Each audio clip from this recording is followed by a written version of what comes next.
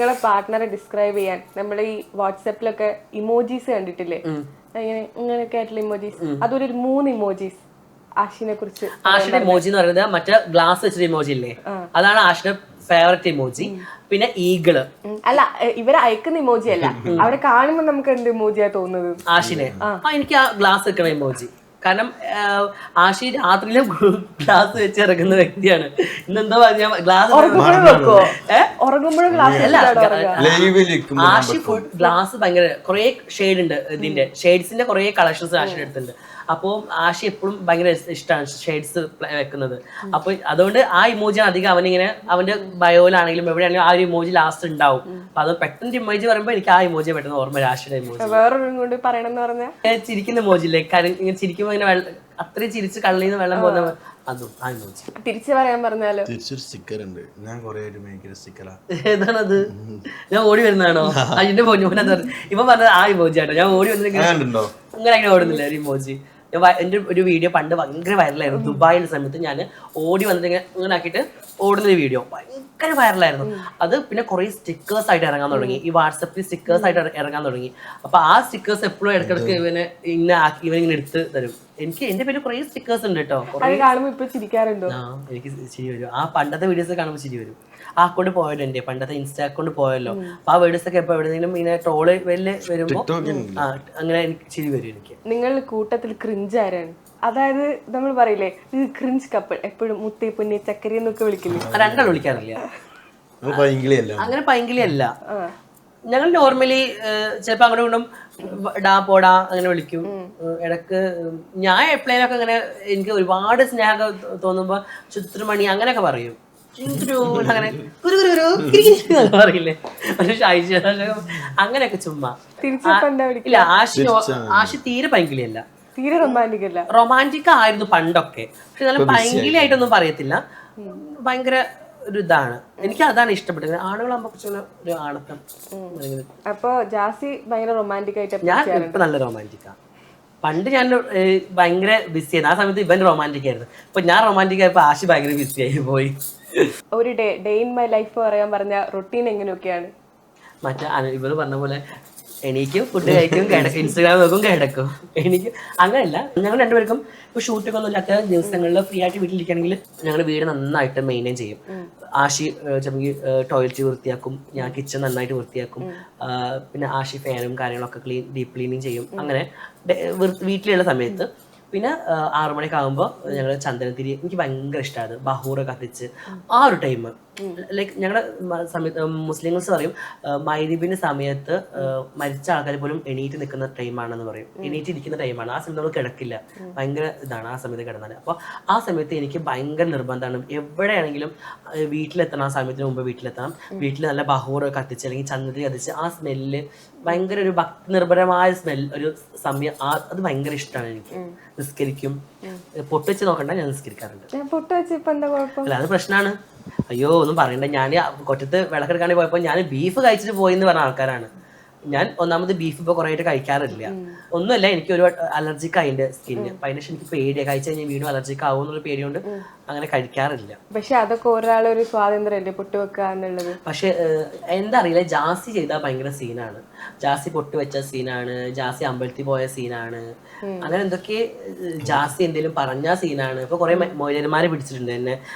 ഞാൻ പറഞ്ഞ ഒരു കാര്യത്തിന് എന്നെ പിടിച്ചപ്പോ ഫുൾ യൂട്യൂബ് നോക്കി കഴിഞ്ഞാൽ മൊയിലന്മാരെ എന്റെ ഫോട്ടോ വെച്ച് അങ്ങ് ഇറങ്ങിയിരിക്കുകയാണ്. ഒരു പോപ്കോൺ എടുത്ത് വെച്ച് ഇതൊക്കെ കണ്ടിച്ചിരിക്കലാണോ പണി? ഇല്ല, ഞാൻ സത്യം പറഞ്ഞാല് ചിലതൊക്കെ എനിക്ക് എന്റെ ഫ്രണ്ട്സ് ഇങ്ങനെ ലിങ്ക് അയച്ചു തരുമ്പോൾ കയറി കാണും എന്നല്ലാണ്ട് ഞാൻ പേഴ്സണലി നോക്കാറ് പോലും ഇല്ല.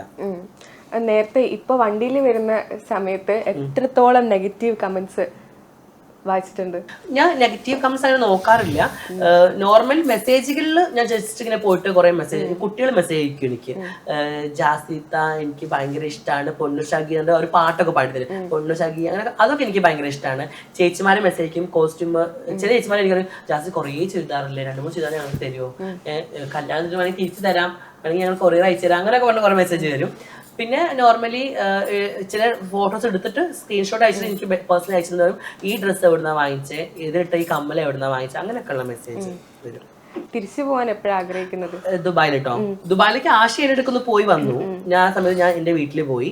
പിന്നെ എനിക്ക് ട്രീറ്റ്മെന്റ് ഇപ്പോൾ ഓൾറെഡി ഇവിടെ നടക്കുന്നത് കൊണ്ടും ആശ ഇവിടെ എൻ്റെ കൂടെ വേണം. കാരണം എനിക്ക് പെട്ടെന്ന് എന്താണ് ഒറ്റയ്ക്ക് നിൽക്കാനുള്ള ഇതില്ല, എനിക്കിങ്ങനെ കൂടെ എപ്പോഴും ആണ് ആള്.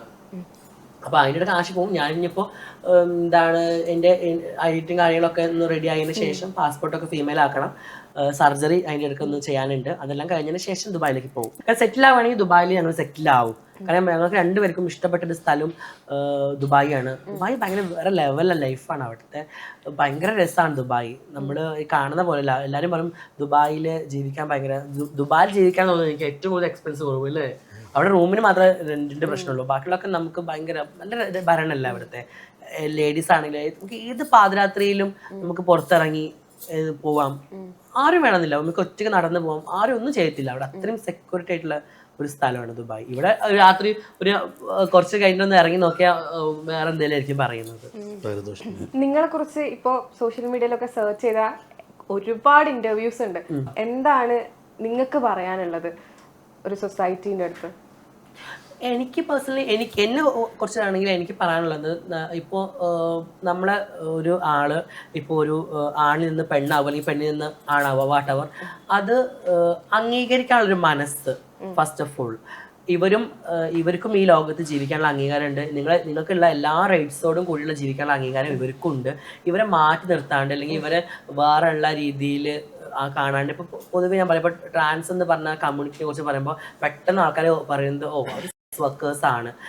അങ്ങനെയല്ല, അത് സെക്സ് വർക്കേഴ്സ് എന്നല്ല, അവര് എന്താണ് എല്ലാവരും നല്ല ആൾക്കാരാണ്.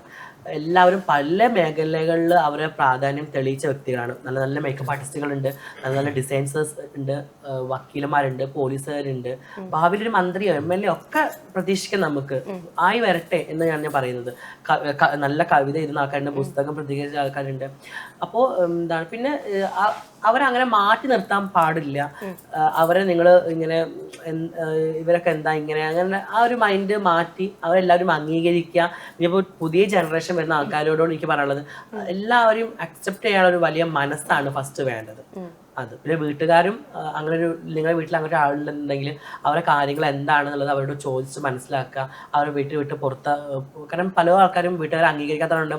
പല പല രാജ്യങ്ങളിലൊക്കെ പോയി നിന്നിട്ട് പിച്ചെടുത്തിട്ടും പല വർക്കും ചെയ്തിട്ട് ക്യാഷ് ഉണ്ടാക്കുന്നത്, കാരണം അവർക്ക് സ്ത്രീയായി മാറാൻ വേണ്ടിയിട്ട്. അപ്പോൾ വീട്ടിലൊരു അംഗീകാരം കിട്ടുകഴിഞ്ഞാൽ അവർക്ക് പുറത്തു പോകേണ്ട ആവശ്യമില്ല. അപ്പം അങ്ങനെ വീട്ടുകാരെ അംഗീകരിക്കുക. ഇപ്പോൾ മഞ്ജു ചേച്ചിയുടെ ഒരു മഞ്ജു പത്രോസ് അടുത്ത് പറയുണ്ടായി, ഞാനൊരു വായിച്ചിട്ടുണ്ടായിരുന്നു, മകൻ്റെ മകൻ ഗേ ആണോ, അപ്പോൾ അവൻ ഗേ ആണെങ്കിലും ഞാൻ അംഗീകരിക്കും എന്നൊരു പ്രസ്താവന. അങ്ങനെ ആയിരിക്കണം അമ്മമാര്. മക്കളെ മനസ്സറിയാം. അത് മോൻ ഗേ അല്ല കേട്ടോ, അത് വേറെ കാര്യം, അത് ഫുള്ള് വായിച്ചാൽ നമുക്ക് മനസ്സിലാവും. അല്ല, മഞ്ജു ചേച്ചി പറഞ്ഞിരുന്നു അങ്ങനെ. അപ്പോൾ പേഴ്സണലി എൻ്റെ ഫ്രണ്ട് കൂടിയാണ് മഞ്ജു ചേച്ചി. അപ്പോൾ ഞാൻ വിളിച്ച് കൺഗ്രാറ്റ് ചെയ്തു. അങ്ങനെ ആ വീട്ടിൽ നിന്നൊരു അവയർനെസ് വേണം. വീട്ടിൽ വീട്ടുകാരെ ആദ്യം അംഗീകരിക്കണം, പിന്നെയാണ് സമൂഹത്തേക്ക് അവരിറങ്ങുക, പിന്നെയാണ് സമൂഹം അംഗീകരിക്കേണ്ട വാട്ടവർ. വീട്ടിൽ അംഗീകാരം കിട്ടി കഴിഞ്ഞാൽ ഓഫ്കോഴ്സ് ഇപ്പൊ കുറെയൊക്കെ അങ്ങനെ അംഗീകാരം തുടങ്ങിയിട്ടുണ്ട് വീട്ടിലുള്ള. അക്സെപ്റ്റ് ചെയ്യാതെ മാത്രമാണ് ജാസി പറയുന്നത്.